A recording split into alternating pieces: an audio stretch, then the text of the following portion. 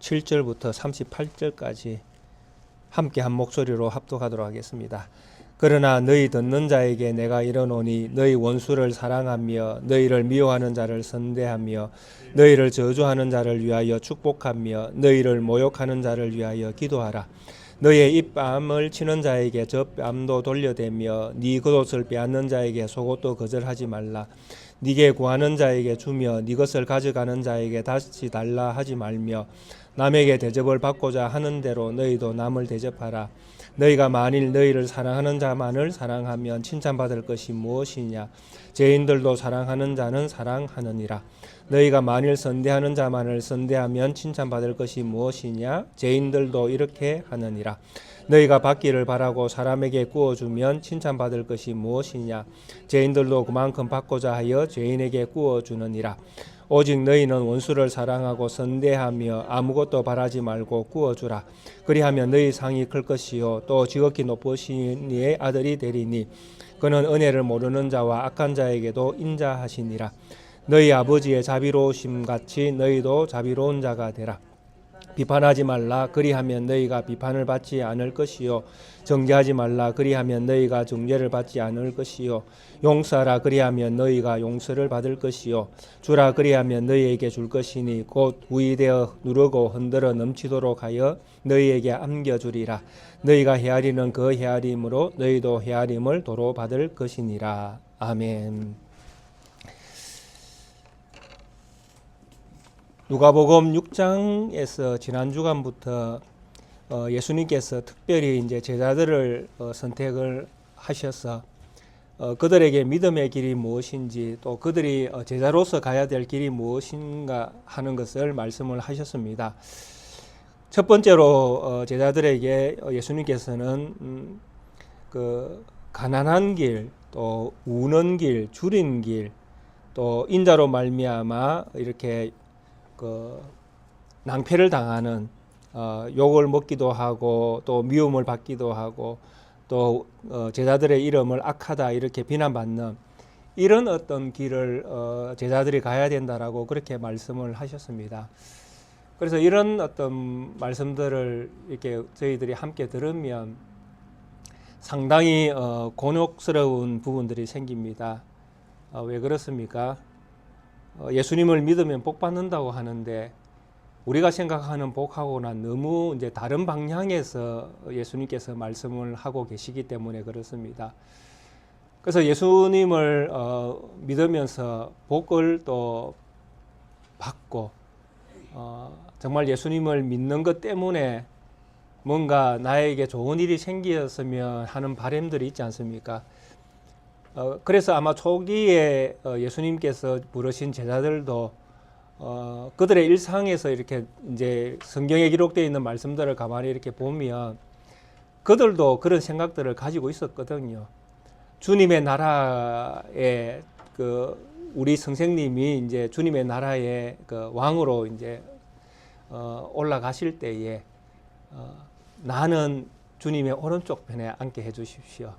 나는 주님의 왼편에 앉게 해주십시오. 이런 간청을 드린 제자들도 있지 않습니까?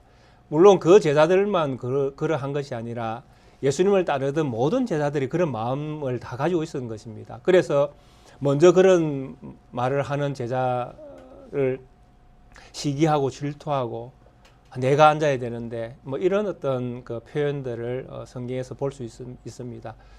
그래서 제자들조차도 사실 예수님을 따라다닐 때에 예수님을 믿으면 이 성생을 나의 어떤 성생으로 모시면 내가 한 자리는 차지할 수 있겠다 이런 생각들을 가지고 있었던 것 같습니다. 그런데 예수님이 누가복음 지난 주간에서 이제 우리에게 말씀하시는 이 말씀을 보면 처음부터 예수님은 제자들이 가야 될 길이 있다라고 그 너희가 가야 될 길이 분명히 있다라고 그렇게 말씀을 하셨다라는 것입니다. 근데 이 말씀이 제자로서 또 예수님을 따르기에는 너무 선생님의 이 가르침이 받아들이기에 너무 무거운 짐과 같이 여길 수 있는 말씀을 하셨다라는 것입니다. 그래서 우리가 보았던 것처럼 가난한 자가 복이 있다 그렇게 말씀을 하셨고, 또 줄인 자가 복이 있다 그렇게 말씀하셨고, 또 우는 자가 복이 있다 그렇게 말씀하셨고, 또 나를 따라오면 틀림없이 나 때문에 너희가 욕을 많이 보게 될 것이다. 미움도 많이 받게 될 것이고 사람들이 시기 질투도 많이 받게 될 것이다. 이렇게 예수님께서 부르신 제자들이 가는 그 길이 이와 같은 길이 될 때에 진짜 너희가 내 제자가 될 것이다. 이렇게 말씀을 하신 것입니다. 그러니까 예수님을 따르기 위해서는 무조건 이 길을 가야 된다는 이야기입니다. 한마디로 이야기하면 다른 길이 있으면 좋겠는데, 주님이 십자가를 지기 전에 아버지 앞에 기도할 때 하셨던 것처럼 아버지의 이 잔을, 내가 마실 이 잔을 옮길 수만 있으면 정말 옮겼으면 좋겠다라는 이런 어떤 마음을 가진 것처럼 다른 길이 있으면 다른 길을 선택하면 되겠는데, 참 예수님께서 제자들에게 하신 이 말씀을 보면 다른 길이 없다라고 말씀을 하신다라는 것입니다. 그러니까 더 어려운 문제가 생기는 것입니다. 정말 예수님의 제자가 된다는 것이 이런 길이면 예수 믿어가 뭔 재미가 있겠노 하는 생각이 딱 들지 않습니까? 예수님을 믿으면 뭐 울어야 되고, 예수님을 믿으면 줄여야 되고, 그게 굶주리는 것이죠. 예수님을 믿으면 뭐 가난한 길을 가야 되고, 그렇게 예수님께서 말씀을 하시니까 상당히 예수님을 믿는다는 것이 부담스러운 그런 선택이 되어질 수 있는 이런 말씀을 예수님께서 하셨다라는 것입니다. 그리고 나서 이제 오늘 우리에게 주신 말씀도 우리가 함께 읽어본 것처럼 참 예수님을 따르는 것이 쉬운 길이 아니다라는 것을 우리에게 이렇게 너무나 잘 보여주고 있다는 것입니다. 그런데 이런 모든 말씀들을 예수님께서 하셨는데, 이 말씀들이 언제 이루어지는가 하면, 언제부터 이 말씀이 왜 이런 말씀들을 하셨고, 또 왜 이 말씀대로 우리가 예수님의 제자로서 예수님의 말씀을 듣고 이 말씀대로 살아야 하는가 하는 이 문제의 어떤 그 핵심적인 그 해결책이라고 하면 바로 우리가 지난 주간에 읽었던 말씀 속에 숨어 있었다라는 것입니다. 예수님께서 이 말씀을 하실 때에는 이런 이제 세상이 열릴 것이니까 이런 세상에서는 이렇게 살아야 된다는 이야기입니다. 자, 그러면 예수님께서 말씀하시는 제자를 부르신 그때부터는 어떤 세상이 열리는가 하면, 우리가 읽었던 지난번에 주간에 보았던 6절 23절에 보면 예수님께서 제자들에게 가난해야 된다, 줄여야 된다, 울어야 된다, 또 나로 인하여 너희가 핍박을 받아야 된다 말씀하시면서 그날에 기뻐하고 뛰놀라, 하늘에서 너희 상이 큼이라, 그들의 조상들이 선지자들에게도 이와 같이 하였느니라 라고 말씀을 덧붙여 놓았습니다. 그러니까 예수님의 제자로 이렇게 살면 결국에는 하늘에서 너희의 상이 큰데, 이렇게 살아야 될 너희의 인생을 살아야 될 그때가 언제냐 하면 그날이라는 거예요. 그날에 너희는 이렇게 살아야 된다고 말씀을 한다는 겁니다. 그날에. 근데 이 그날이 언제냐 하면 바로 예수님의 초림부터 예수님의 재림까지 이르는 모든 종말론적인 시간을 그날이라고 표현을 하고 있는 것입니다. 그래서 왜 이런 그날이라는 표현이 왜 나오는가 하면, 바로 구약 선지서에서 예수님께서 오시는 메시아가 오는 그때를 그날이라고 표현을 해놨거든요. 그날이라고. 그래서 예수님이 오는 그때, 이스라엘 백성의 종말, 심판이 이루어지는 그때, 그리고 새로운 세계가 열리는 그때를 선지서에서 다 그날이라고 표현을 해놨습니다. 그래서 예수님께서 오신 때를 그날로 신약에서는 표현을 하는 것입니다. 그래서 예수님께서 이제 오셨다라는 것이죠. 예수님께서 오셔서 새로운 시대를 열기 위해서 묵은 때를 버리고 이제 새로운 수를 새 부대에 넣는 이런 새로운 이제 시대가 예수님이 오면서 열렸다라는 것입니다. 그래서 예수님이 오시기 전에는 그러면 이스라엘 백성이나 이 모든 사람들이 어떻게 살았는가 하면 율법을 따라서 살았지 않습니까? 율법을 따라서. 그 율법이라는 것은 너무나 명확합니다. 잘하면 복을 받고 못하면 벌을 받는 것입니다. 그렇잖아요.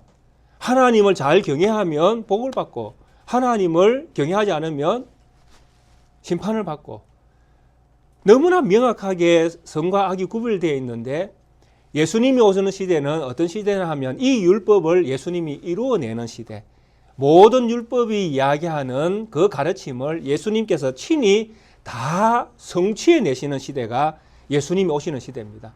그래서 예수님 안에는 이제 율법이 전체가 다 통으로 다 이루어진 상태로 들어가게 되는 그런 시절이 언제냐 하면 바로 그날이라는 그때입니다. 예수님이 오신 그때에.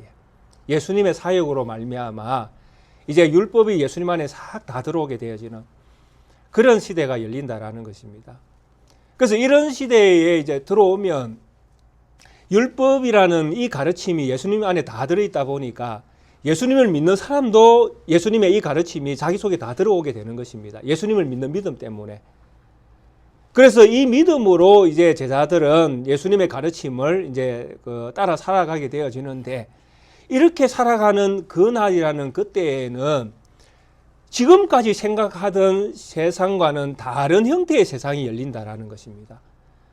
지금까지는 율법의 가르침이 지배하던 세상이었는데, 지금은 이제 예수님의 가르침이, 예수님이 새로 이루신 가르침이 지배하는 세상이 열린다라는 것입니다.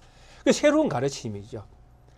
그 율법을 뛰어넘는 가르침, 율법이 이루지 못하는 의가 이루어지는 세상, 그 세상에서 예수님을 믿는 믿음의 사람들이 어떻게 살아야 할 것인가 하는 이 문제가 예수님의 가르침 속에서 이제 나온다라는 것입니다. 그래서 제자들을 부르신 예수님께서 늘 제자들에게 말씀하실 때에 이렇게 말씀을 하십니다. 오늘 본문에도 나와 있지만은, 그러나 너희 듣는 자에게 내가 이르니니, 이렇게 이야기하지 않습니까? 그래서 친히 예수님께서 이제 새로운 가르침을 제자들에게 탁 내려주시는 겁니다. 그날이라고 불려지는 이 내가 와서 새로운 시대를 여는 이때에 나를 믿고 내 가르침을 따르는 너희들에게 내가 새로운 가르침을 일러준다. 이렇게 예수님께서 말씀을 하고 계시는 것입니다.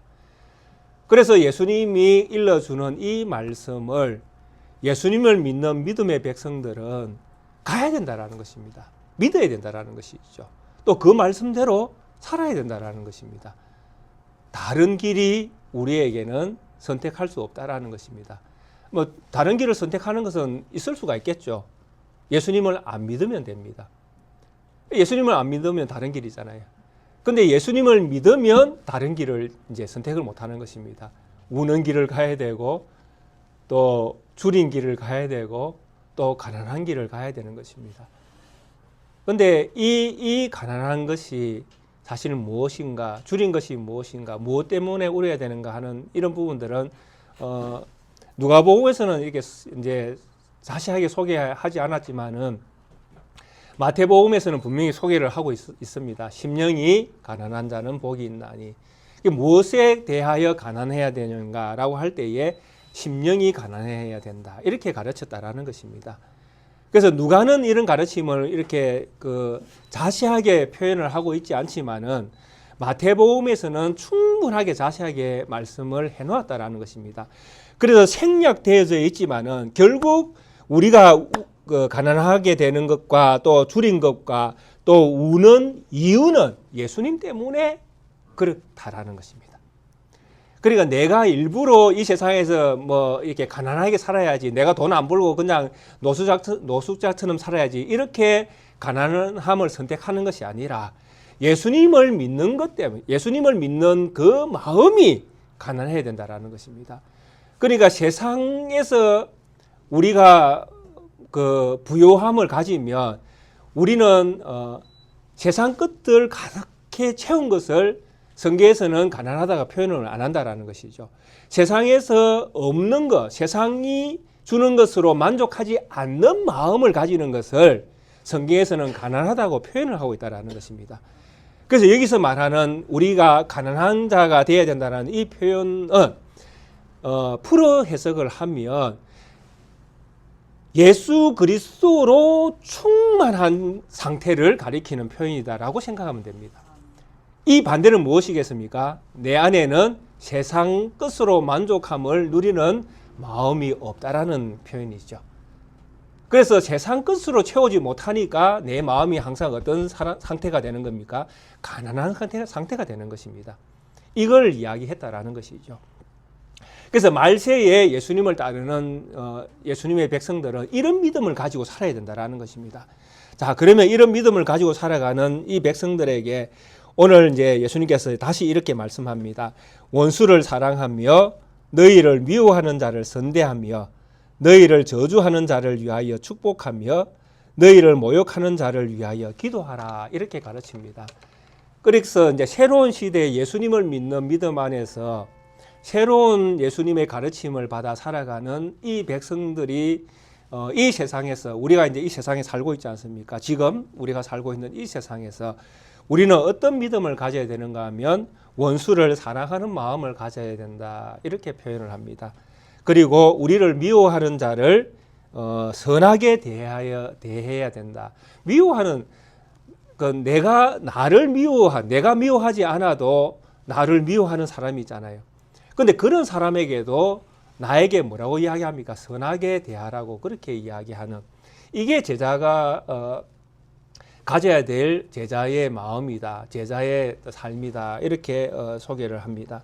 이런 말씀들은 다 율법에도 이런 가르침을 해놨습니다. 레위기 19장에 보시면 율법에도 원수에 대해서 선하게 또 이렇게 할 것을 이렇게 가르쳐 놓았습니다. 그래서 이런 어떤 가르침은 그리고 28절에 말씀하는 것처럼 너희를 저주하는 자를 위하여 축복하며 너희를 모욕하는 자를 위하여 기도하라. 참 우리가 감당할 수 없는 범위를 이렇게 넘어가는 말씀들입니다. 우리한테 뭐 저주한다라는 것은 그렇게 살다가 죽어라 이런 표현을 뛰어넘는 아주 우리가 잘못되기를 완전히 바라는 그런 그 말투 아닙니까? 근데 이런 말투를 쓰는 자에게 어떻게 하라고? 복이 내려지도록 축복을 하고 또 그들을 위하여 기도하라 이렇게 이야기합니다. 여기서 말하는 축복은 새로운 시대를 성도님들이 지금 생각해야 될 게 뭐냐 하면 예수님으로부터 말미암아 새로운 시대가 늘 열렸다라는 것을 생각하셔야 됩니다. 자, 그럼 이런 새로운 시대의 복이라는 것이 무엇이겠습니까? 바로 하나님을 믿는 것이 복입니다. 그러니까 여기서 말하는 복도 세상에서 잘 되라 이렇게 빌으라라는 이야기가 아닙니다. 우리를 저주하는 자, 네가 믿는 예수 믿다가 죽어라 이렇게 저주하는 자에게도 뭘 이야기하라? 예수님 하나님을 믿어라 이렇게 믿을 수 있는 기회를 이제 제공하게 하는 게 축복이잖아요. 그래서 이런 어떤 축복의 메시지를 던지라라는 것입니다. 상당히 이해가 안 되죠. 사실 예수님께서 하셨던 말씀에 보면 이와 또 상충되는 말씀들 사실은 있습니다. 근데 잘 이해해야 되는 부분들이 있긴 한데요. 복음을 개 돼지에게 던지지 말라고 그렇게 말씀하시는 본문도 있지 않습니까? 그래서 참 여러 가지 어떤 말씀, 성경의 말씀들은 여러 가지 종합적으로 생각해야 될 부분들이 사실은 상당히 많습니다. 그러나 오늘 이제 이 누가가 지금 이야기하고 있는 핵심은 분명합니다. 새로운 시대가 열렸는데 이런 새로운 시대에 예수님을 믿는 하나님의 백성들은 새로운 어떤 사람들이 되어야 된다는 것은 분명합니다. 그런데 이 새롭게 된 사람들이 가져야 되는 믿음의 어떤 삶이라는 것은 내 원수까지도 사랑해야 되는 상태에 내려가야 된다라는 이야기입니다. 내 원수까지도 사랑해야 되는 사람으로 상대를 바라보아야 된다라는 이야기입니다. 왜 그렇습니까? 바로 구약에서는 이스라엘을 대적하면 적으로 생각했습니다. 그래서 가나안 땅에 들어가서 여리고성을 점령하고 아이성을 점령하고 이렇게 점령할 때에 거의 이스라엘 백성들이 가나안 족속들을 다 멸절시키도록 하나님께서 말씀하고 계시지 않습니까? 그래서 이스라엘을 대적하는 자들은 철저하게 원수라고 생각하면서 다 그들을 진멸하게 그렇게 성경이 말씀이 되어지고 있습니다. 그런데 예수님이 오셔서 이제 새로운 시대가 열리니까 이스라엘이라는 지역적인 그 구분이 사라져 버리는 것입니다. 옛날에는 이스라엘 가면 그 아브라함의 후손들로 이루어진 그 백성들, 그 사람들만 이스라엘이라고 했는데 예수님이 오고 나서는 예수님이 오신 다음에 만들어내는 이스라엘이라는 이 공동체는 지역 이스라엘이 아니라 온 세계에서 예수님을 믿는 사람들이 모이는 공동체로 모양이 바뀌었다라는 것입니다. 공동체의 어떤 그 질과 양이. 그래서 예수님이 오시면 이제 사람 지역에 따라 사는 것 때문에 원수가 되고 안 되고 하는 이 그 장막은 벗겨진다라는 것입니다. 그러니까 온 세계에서 이스라엘이 나올 수 있는 시대가 열렸다라는 것입니다. 그러니까 원수 개념이 사라지는 것입니다. 그래서 원수 개념이 사라지니까 누구도 나의 형제가 될 수 있는 거예요. 까만 사람도, 하얀 사람도, 또 황색 인종도 누구도 복음으로 말미암아 하나님의 자녀가 되는 그 기회가 다 열려 있다라는 것입니다. 그래서 예수님께서 오셔서 새로운 시대는 원수까지도 어떻게 해야 되는 시대라는 것입니까? 복음으로 사랑해야 될 시대라는 것입니다. 누가 형제가 될지 알 수 없으니까요. 그래서 원수 자체가 없어지는 것입니다. 이 원수가 없어지니까 모두 다 복음으로 사랑해야 될 대상자들만 남아있게 되는 것이죠. 이것이 예수님께서 오신 새로운 시대의 새로운 얼굴입니다. 그래서 우리 성도님들은 이게 진짜 우리가 가져야 될 믿음이다라고 생각을 하셔야 됩니다. 그러니까 내 옆에서 늘 나를 이렇게 찝찝거리고 잘 이렇게 내 마음에 안 들게 이렇게 행동하는 사람조차도 성경 말씀대로 하면 기도해야 되고요. 그 사람이 어떻게 바뀔지 모르니까요. 그렇게 살다가 갈 수도 있겠죠. 그러나 그분이 어느 날 어떤 때에 하나님의 복음으로 말미암아 예수님을 믿는 사람이 될 수도 있다라는 것입니다.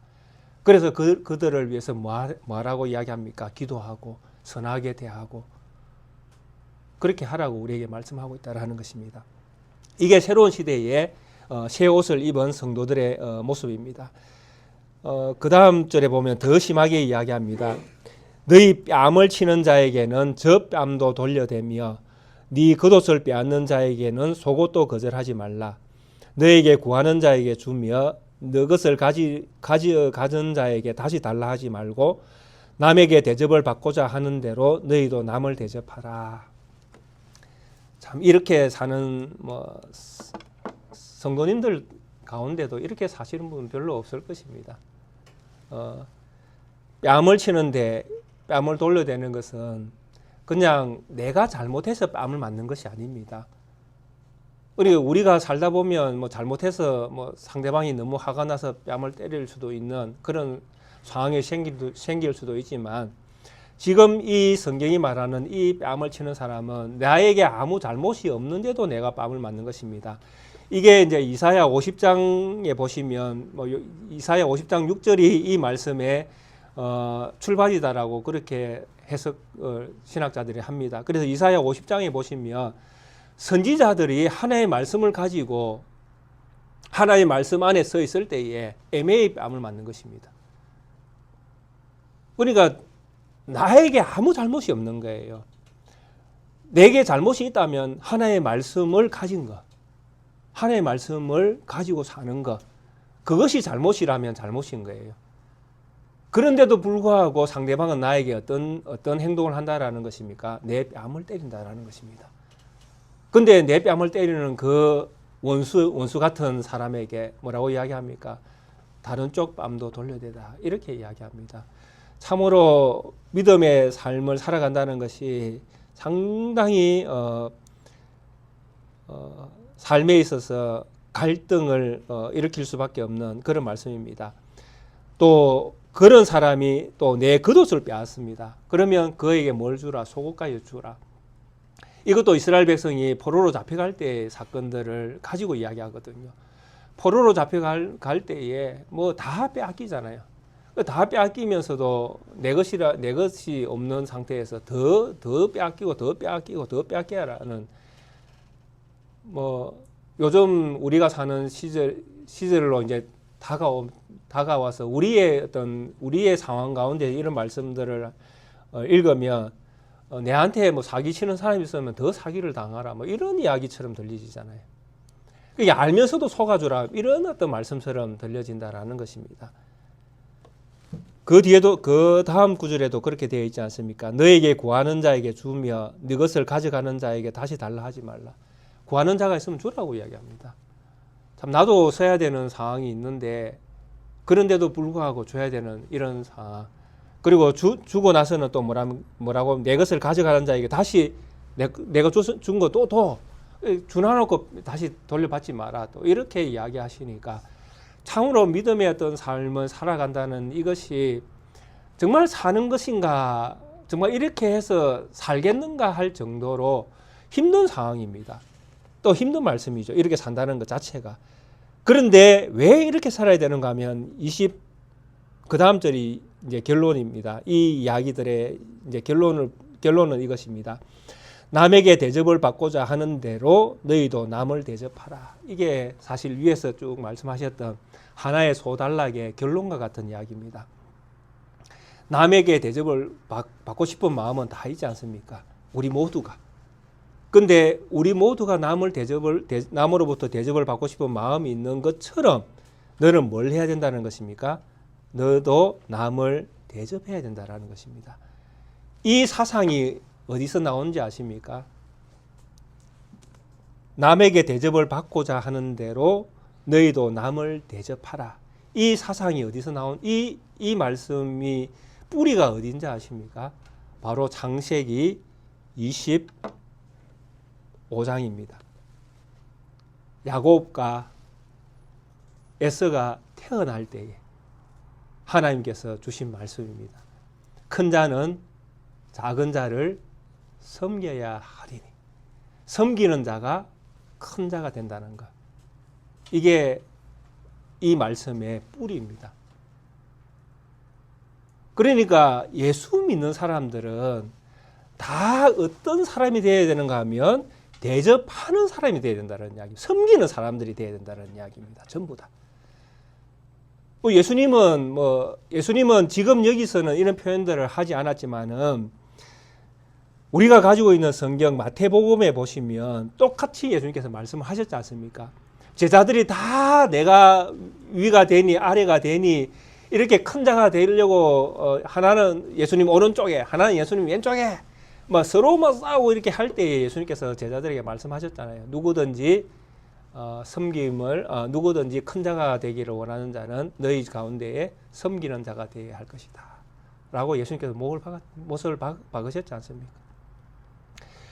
그러니까 예수님의 제자가 된다는 이 사람들은 다 어떤 사람이냐 하면 다 큰 자들입니다. 장자, 하나님 나라의 상속권을 가진 장자들이라는 것입니다.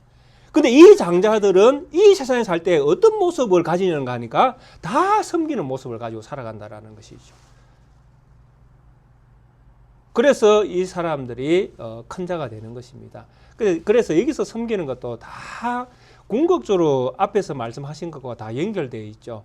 예수 그리스도 안에서 우는 자, 예수 그리스도 안에서 가난한 자, 예수 그리스도 안에서 욕을 먹는 자, 이 사람들이 다 섬기는 사람들이 되는 것입니다.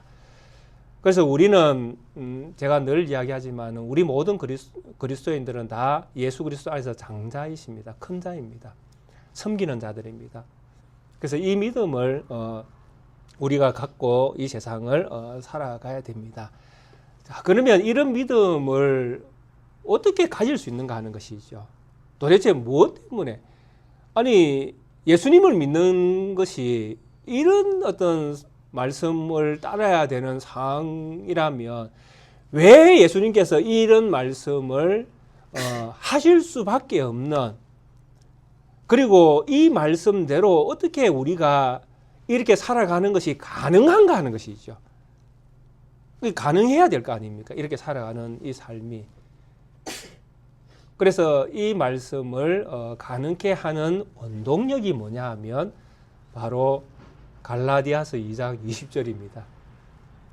내가 그리스도와 함께 십자가에 못 박혔나니 그런즉 이제 내가 사는 것이 아니요 내 안에 예수 그리스도가 사는 것이다. 그러니까 지금 여기에서 말하는 모든 예수님이 일러주신 이 말씀을 이 말씀대로 살아가기 위해서는 내가 가진 육체의 삶을 죽은 자처럼 여기지 않으면 이 길을 걸어갈 수가 없습니다. 내가 살아있으면 절대로 이 길을 걸어가지 못합니다.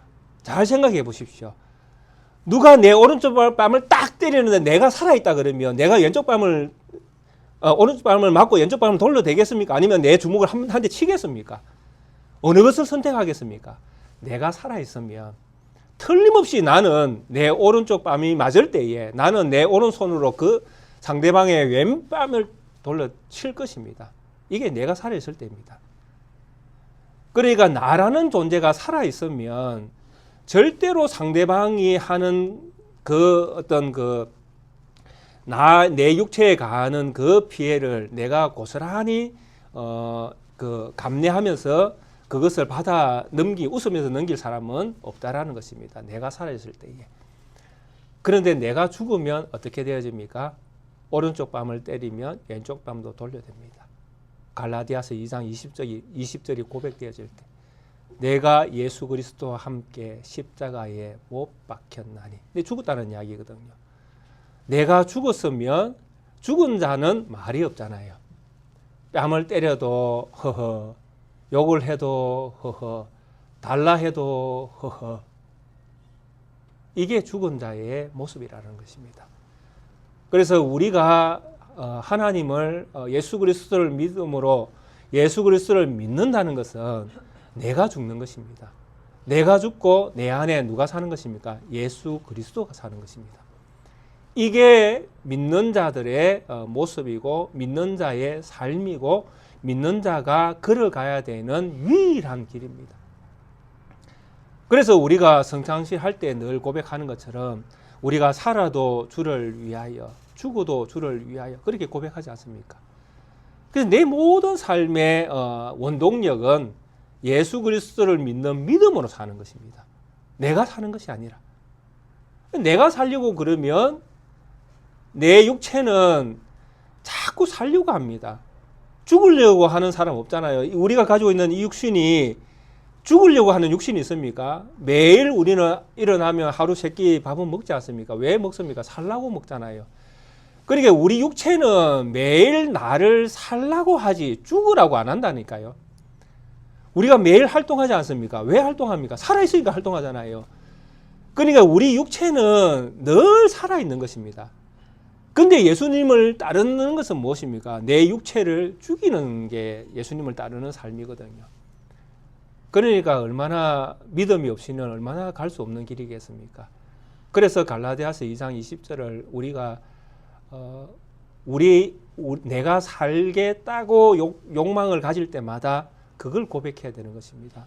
누군가가 나에게 피해를 줄 때에 내가 내 속에서 보복하고 싶은 마음이 생길 때마다 우리는 갈라디아서 2장 20절을 다시 한번 되새겨야 되고, 그래서 믿음이라는 것은 늘 내 자신을 어디에 세우는가 하면 예수 그리스도의 십자가 위에 나를 세우는 것입니다. 거기에 세울 때에 진정한 나의 믿음이 이제 나오게 되는 것이죠. 그래서 지금 우리가 읽었던 27절부터 32절입니까? 31절이죠. 남에게 대접을 받고자 하는 대로 남을 대접하라라고 했던 이 말씀 안에 쭉 나오는 이 말씀들은 우리의 육체를 끊임없이 죽여야 되는 그런 어떤 상황 가운데에 나오는 말씀이다. 이렇게 이해를 해야 되겠습니다. 그리고 그 다음에 32절부터 35절까지 6절까지 보시면 이렇게 말씀이 연결되어 있습니다. 너희가 만일 너희를 사랑하는 자만을 사랑하면 칭찬받을 것이 무엇이냐? 죄인들도 사랑하는 자만을 사랑하느니라. 너희가 만일 선대하는 자만을 선대하면 칭찬받을 것이 무엇이냐? 죄인들도 이렇게 하느니라. 너희가 받기를 바라고 사람들에게 꾸어주면 칭찬받을 것이 무엇이냐? 죄인들도 그만큼 받고자 하여 죄인들에게 꾸어주느니라. 오직 너희는 원수를 사랑하고 선대하며 아무것도 바라지 말고 꾸어주라. 그리하면 너희 상이 클 것이요 또 지극히 높으신 이의 아들이 되리니 그는 은혜를 모르는 자와 악인에게도 인자하시니라. 너희 아버지의 자비로우심 같이 너희도 자비로운 자가 되라. 이렇게 가르치고 있습니다. 그러니까 통상적으로 세상 사람들도 자기가 좋아하는 사람에게는 선을 해간다라는 것입니다. 세상 사람들의 삶을 봐라는 것이죠. 그 사람들도 사랑하는 사람은 자기가 사랑하는 사람은 사랑을 하고 또 그가 선하게 여기는 사람에게는 또 선을 행하고 그러니까 세상에서도 가려서 선을 행하는 사람도 있고 사랑하는 사람도 있다라는 것입니다. 근데 그런 사람들도 그렇게 사랑하고 하고 너희들도 그런 식으로만 사랑하면 그 사람들의 믿지 않는 사람들의 사랑과 믿는 사람들의 사랑이 뭐가 차이가 있나는 것이죠. 다 똑같다라는 것입니다. 그런데 하나님은 뭐라고 이야기합니까? 다르다라고 이야기하죠. 이게 하나님이 다르기 때문에 궁극적으로 하나님을 믿는 우리도 달라야 된다는 이야기입니다. 하나님은 어떤 하나님이십니까? 선한 자나 악한 자나 똑같이 하나님은 구분하지 않고 해를 주시고 비를 주시고 그죠? 먹을 것을 주시는 하나님이라는 것이죠.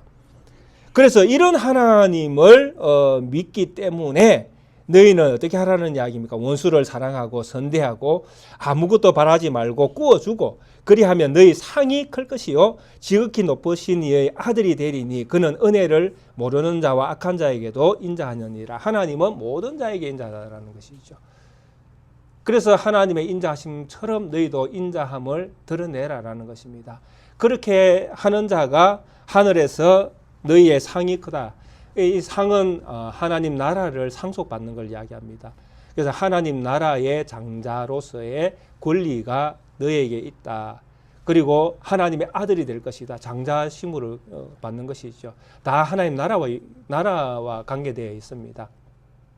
그래서 하나님 나라를 상속받는 장자, 하나님 나라를 상속받는 어떤 그런 복을 이런 믿음을 가진 사람이 갖게 된다라는 것입니다. 그래서 왜 이런 믿음을 가져야 되는가라고 할 때에 이 말씀의 결론도 이 말씀이죠. 너희 아버지의 자비로우심과 같이 너희도 자비로운 자가 되라. 자, 이 말씀을 마태복음에서 어떻게 하고 있는지 아십니까? 우리 성도님들이 너무나 잘 알고 있는 말씀입니다.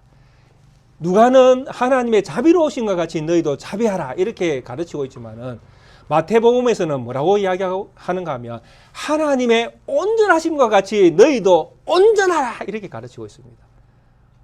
와, 정말 획기적이지 않습니까?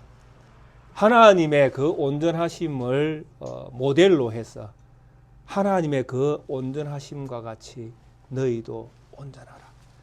하나님의 그 자비하심을 근거로 해서 우리도 자비해라. 정말 이거는 말이 안 되는 이야기를 우리에게 하고 있습니다. 근데 여기에 정말 우리 성도님들이 기억하셔야 될 게 뭐냐 하면 하나님의 온전하심과 하나님의 자비하심입니다. 온전하다라는 것은 불변입니다. 변하지 않고 완벽하게 그분으로서의 일을 지켜내는 것입니다. 그게 완전한 아닙니까? 온전함, 완전함. 하나님의 완전하심, 하나님의 온전하심과 같이. 그래서 하나님은 어떤 측면에서 가장 완전하시고 가장 온전하십니까? 하나님은 어떤 측면에서 가장 하나님의 자비로우심을 우리에게 보여주고 계십니까? 우리 성도님들의 어떤 믿음의 자리에 하나님의 자비하심이라고 하면 무엇이 생각나십니까? 하나님의 완전하심이라고 생각하면 우리 성도님들의 마음에 무엇이 자리를 잡고 있습니까? 예. 하나님의 완전하심과 하나님의 자비하심이라고 할 때에 우리 성도님들의 마음에는 예수 그리스도를 기억해야 됩니다. 하나님이 너무나 불변하시고 완전하시기 때문에 누굴 보내시는 것을 이루어내셨습니까? 아들을 세상에 보내는 걸 이루어내십니다. 하나님이 너무 자비로우신 분이기 때문에 이 하나님이 자기 아들을 십자가에 내어놓습니다. 하나님의 가장 완전하심과 가장 자비로우심은 예수 그리스도십니다. 우리 성도님들은 하나님의 자비를 생각할 때 예수님을 기억해야 됩니다.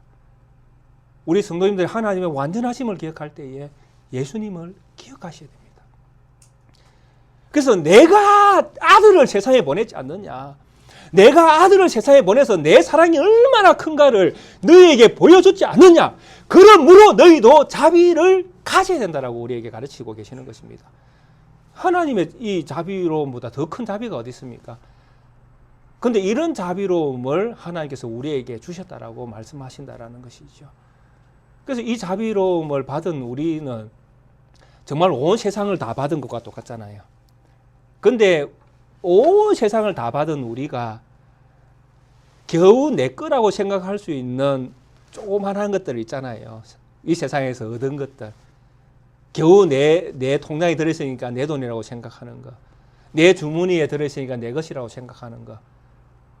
그거 주님께 받은 거 생각하면서 못 내놓겠는가 하는 것이죠.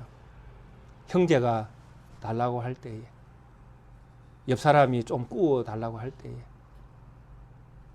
너무나 우리가 참 주님의 사랑을 생각하면 우리가 믿음으로 산다는 것이 얼마나 연약한, 정말 우리가 얼마나 믿음이 없는가 하는 것들을 우리가 생각할 수 있죠.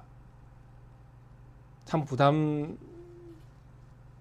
하나님의 말씀을 우리에게 참 이렇다라고 이야기할 때에 참 엄청난 충격적인 말씀일 수도 있겠다라는 생각을 합니다.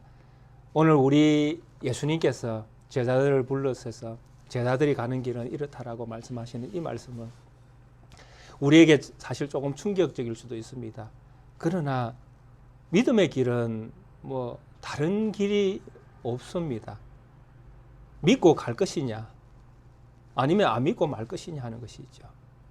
그런데 우리에게 믿음을 주셨다면 주님의 사랑을, 예수 그리스도의 하나님의 자비로우심을 기억하시면, 또 우리가 십자가에 주님과 함께 죽었다는 것을 기억하시며 우리의 삶에서 믿음의 영역들이 더 넓어질 수 있을 것입니다. 우리의 믿음의 자리가 넓어지지 못하는 것은 내가 아직도 십자가에 못 박히지 않았기 때문에 그렇고, 아직도 예수 그리스도를 자비로 세상에 보내신 아버지의 큰 사랑을 아직도 내가 깊이 깨닫지 못하고 있기 때문에 그렇습니다. 우리 사랑하는 성도님, 정말 하나님은 모든 것들을 다 우리에게 내어주신 분이십니다.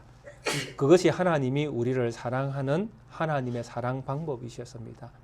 그 사랑이 우리를 불러서 하나님 자녀가 되게 하셨고, 그 사랑으로 우리를 세상에 보내셔서 하나님의 사랑을 또 드러내는 자로 살아가도록 그렇게 세상 가운데 우리를 세워주셨습니다. 하나님 사랑을 가진 성도로 믿음을 지켜가는 믿음의 길을 걸어갈 수 있는 성도로, 이 세상에 주님의 사랑을 드러내는 성도로 그렇게 살아갈 수 있는 우리 모든 성도님들이 되시기를 주의 이름으로 축원드리겠습니다. 함께 찬송가 323장 함께 찬양 드리시겠습니다. 남에게 대접을 받고자 하는 대로 너희도 남을 대접하라. 너희 아버지의 자비로우심과 같이 너희도 자비로운 자가 되라. 참으로 주님께서 제자들에게 하셨던 말씀 중에 너무나 이해되지 않는 말씀을 주님은 꺼내 놓으셨습니다. 이 말씀을 받은 제자들조차 이 말씀이 삶에서 버거워 그들이 살아있는 날 동안에 끊임없이 주님의 오른쪽에 왼쪽에 높은 자리를 차지하고자 하는 욕심으로 주님을 따라다녔음을 성경 우리에게 말씀합니다. 그런 주님께서 십자가를 지시고 부활 성천하시고 성령을 보내시면서 이제 성도들이 마땅히 가야 될 길이 무엇인지를 이제 말씀을 듣는 우리에게 말씀을 하십니다. 남에게 대접받고자 하는 대로 너희도 남을 대접하고 하나님의 자비로우심과 같이 너희도 자비로운 사람들이 되라. 참으로 이 말씀을 우리가 주님의 말씀으로 우리의 마음에 새기기를 원합니다. 십자가를 진과 같이 주님과 함께 죽은 자임을 고백하며 이 말씀을 우리의 마음에 새기고 죽은 자처럼 세상을 살기를 원합니다.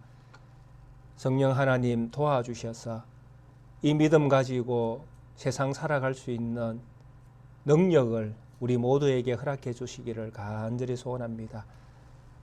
그래서 세상에서 주님 가신 그 길을 나의 길이라고 생각하며 우리의 길이라고 생각하며 주님의 십자가 지심처럼 나도 내 십자가를 지고 주님이 자기 자신을 부인한 것처럼 우리도 우리 자신을 부인하며 주님이 그 십자가 위에서 생명 다하여 의를 이루신 것처럼 우리가 이 세상에 사는 날 동안에 우리 자신이 죽은 자처럼 삶으로 우리가 하나님 안에서 의를 얻은 자인 것을 증거하며 그렇게 세상에서 꽃을 피우는 자로 살아가는 저희 모든 성도님들 되어줄 수 있도록 주님께서 은혜 베풀어 주시기를 간절히 소원합니다.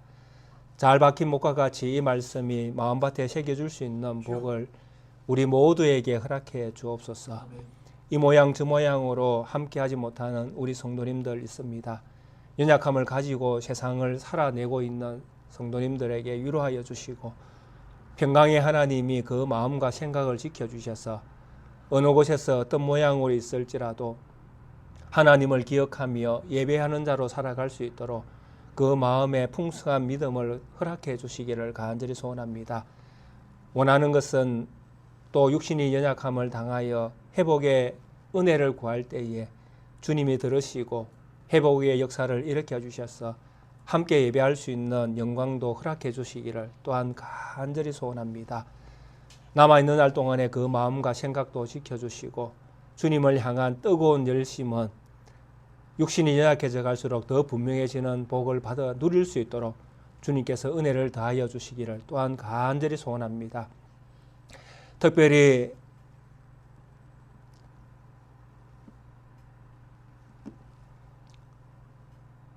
주님을 사랑하는 우리 장로님 붙들어 주셔서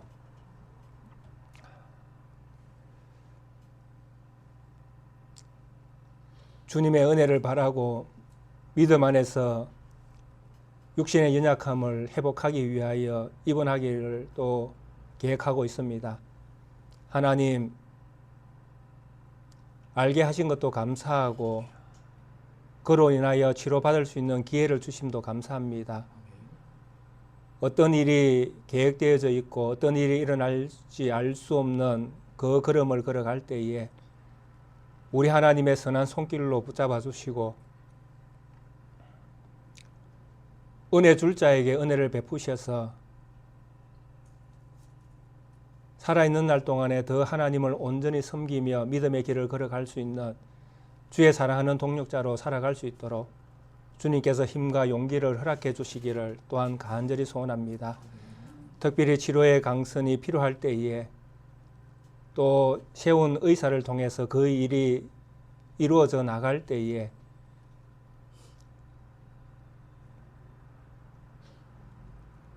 우리 하나님이 선하게 그 모든 시간들을 주장해 주시기를 간절히 소원합니다.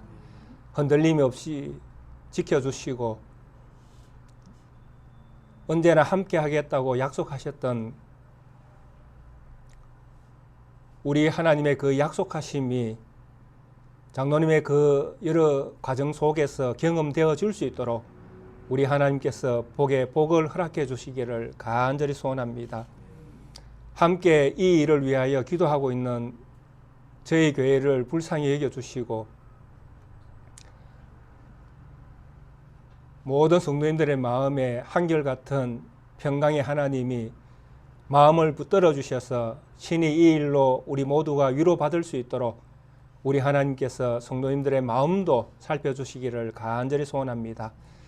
한 주간 세상으로 나갑니다. 감당할 수 없는 길을 걸어가지 않도록 우리 모든 성도님들의 걸음을 선하게 인도하여 주시고 지켜주옵소서. 가는 걸음마다 복에 복을 전하는 걸음들이 되어줄 수 있도록 우리 하나님 두 손 들어 축복해 주옵소서. 감사드리며 거룩하신 우리 구주 예수 그리스도 이름으로 기도드리옵나이다. 아멘.